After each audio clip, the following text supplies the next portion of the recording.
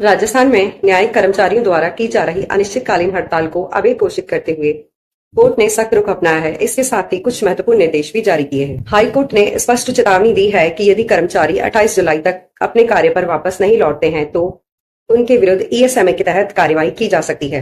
तो साथियों, यहाँ पर मैं आपको एक्सप्लेन कर देना चाहती हूँ कि ईएसएमए एक्ट क्या है। दी एसेंशियल सर्विसेज मेंटेनेंस एक्ट। यह अधिनियम केंद्र सरकार को यह शक्ति देता है कि यदि किसी अवैध हड़ताल का विपरीत प्रभाव जनता पर पड़ता है या कामकाज में बाधा आती है तो जनहित में सरकार इस एक्ट के तहत कार्रवाई कर सकती है।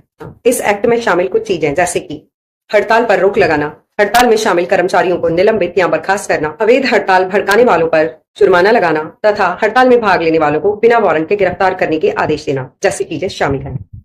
राजस्थान में यह मामला तब सामने आया जब 18 जुलाई से न्यायिक कर्मचारी अनिश्चितकालीन हड़ताल पर हैं और एक याचिका की सुनवाई के दौरान जब अधिवक्ता ने बताया कि हड़ताल के चलते अदालतें बंद हैं, न तो प्रतिलिपियां मिल पा रही हैं और न ही जमानत याचिकाएं दाखिल हो पा रही हैं।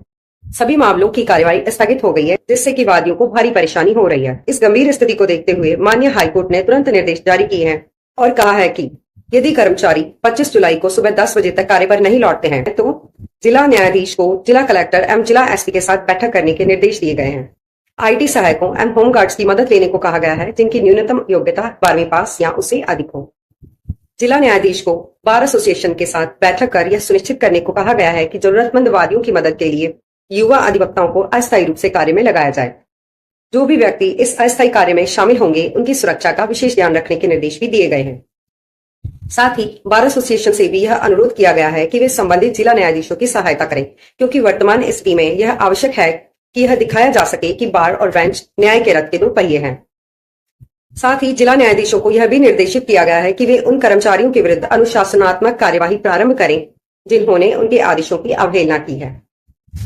साथ ही उन व्यक्तियों के विरुद्ध भी आवश्यक कार्यवाही करने को कहा गया है जो कि अग्रिम पंक्ति में रहकर अन्य कर्मचारियों को सामूहिक अवकाश हेतु उकसा रहे हैं। डिस्ट्रिक्ट जज को यह भी निर्देशित किया गया है कि वे प्रतिदिन की स्थिति की रिपोर्ट रजिस्ट्रार जनरल को सौंपें और यदि आवश्यक हुआ तो माननीय हाईकोर्ट और भी निर्देश जारी कर सकता है। साथियों, न्यायालय की सेवाएं आवश्यक सेवाओं के अंतर्गत आती हैं, यानी कि एसेंशियल सर्विसेज। इसलिए इन्हें अचानक बाधित करना न केवल न्याय में देरी का कारण बन सकता है बल्कि संविधान में प्रदत्त मूल अधिकारों के भी खिलाफ है। इसी गंभीरता को देखते हुए माननीय हाईकोर्ट ने सख्त रुख अपनाते हुए यह स्पष्ट किया है।